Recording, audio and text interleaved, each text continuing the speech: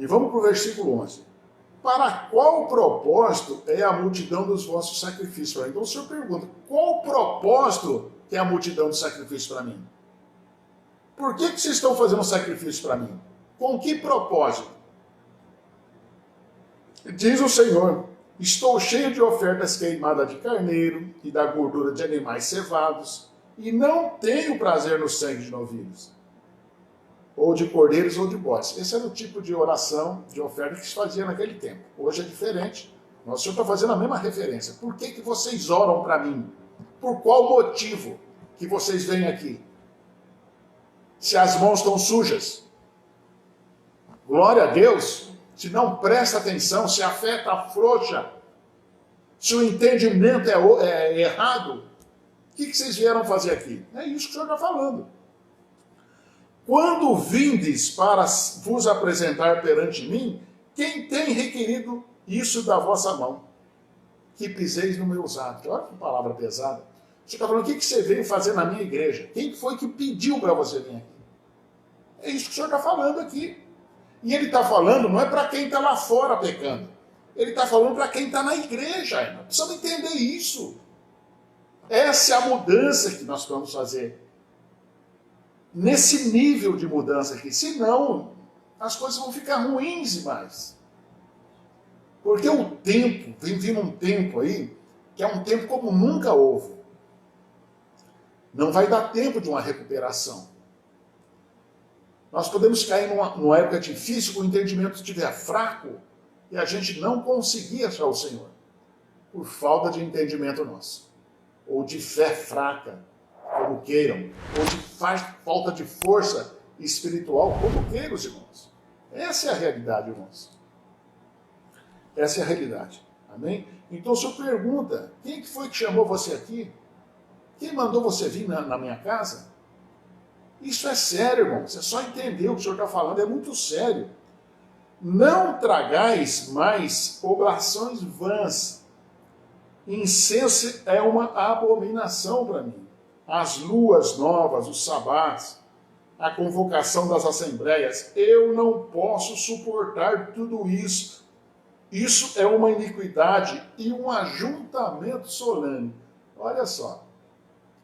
O Senhor disse que aqui a coisa era tão falsa, porque o comportamento de o aceitar no coração não era verdadeiro, que ele falou que isso é um ajuntamento solene. Ele nem chamou de igreja, isso é um ajuntamento solene. Isso não tem nada para mim. Ele tá dizendo que não cita nem meu nome aí. Não tem nada para mim aí. Não quero isso aí. Isso para mim, incenso queimado, oblação, não quero essas coisas. Pelo menos daquele povo ele não queria.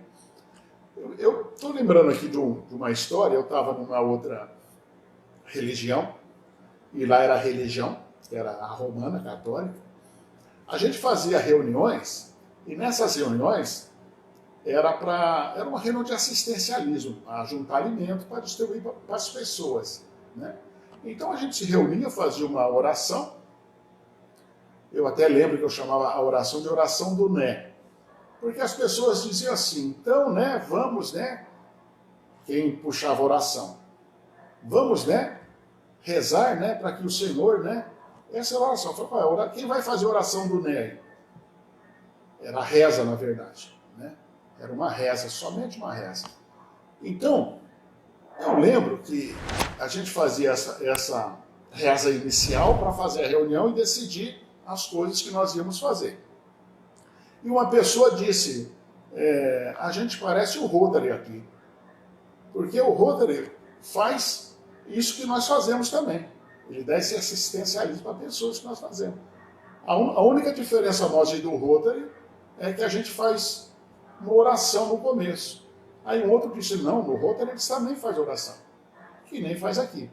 Isso é um ajuntamento solene. Parece que você está fazendo uma coisa boa porque você está levando alimento para pessoas ou uma assistência para aquilo que as pessoas estão precisando. Mas não tem Deus. Não tem nenhum Deus aquilo. As pessoas nem sabem no coração que é Deus. Elas já apostataram da fé há muito tempo. Elas estão condicionadas dentro de um sistema religioso que está caminhando para uma perdição. Então, os irmãos olham lá, as igrejas evangélicas, 40, 50, 60, 70, olha hoje. Parece uma igreja católica. Grande parte delas. Tá? Tem muita gente atento. Tem muita gente atento aí e tentando se renovar para se manter na presença do Senhor. Mas os irmãos podem ver aqui, muitas parecem uma igreja católica. Há pouco tempo você conseguia definir a diferença de uma assembleia para uma presbiteriana, para uma metodista. Hoje parece tudo igual. Você não consegue saber quem é crente de um lugar ou de outro. Estão tudo nivelando. Eu tenho tentado alertar os irmãos, eu tenho até criado alguns problemas para mim por causa disso. Quando a gente tenta levar a palavra pura, verdadeira, mostrar, está escrito isso, prestando atenção na forma que está escrito isso, você cria vários problemas, porque religioso é uma praga que Satanás colocou no mundo que tenta tirar todo mundo da presença do Senhor. Como o próprio Messias lá atrás teve problema com o religioso. Ele fala, vocês são filhos do diabo. O que vocês estão fazendo é satisfazer o pai de vocês. Chamava de filho do diabo. E tanto eram que mataram ele. Os religiosos não deixaram a palavra entrar na igreja. A palavra, ela fluía fora da igreja. Entenda isso. As pessoas hoje não são diferentes. Satanás é o mesmo. O que Satanás fazia lá, ele faz hoje aqui igual. É isso que eu quero alertar os irmãos. Eu preciso alertar os irmãos disso aí. Porque, irmãos, nós não podemos deixar nos cansar. Se nós se cansar, essa pandemia é para nos cansar. Você fica dentro de casa, exausto, cansado, gordo, vai engordando, porque você fica ansioso. Essa é a ideia, quebrar a igreja. A ideia é quebrar a igreja.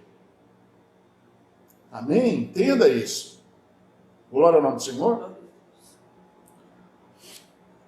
Vamos aqui, irmãos. Aqui os irmãos podem ler esse capítulo todo aqui. Eu não vou ler porque o tempo ficou pequeno aqui. Vai para Amós. Amós. É depois de Joel. Depois de Daniel, Ezequiel, Daniel, Oséias, Joel, Amós. Ezequiel, Daniel, Oséias, Joel, Amós. E depois de Amós é Obadias. Amós 5.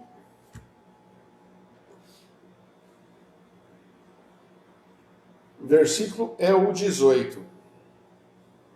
Diz assim: ai de vós que anseiam pelo dia do Senhor.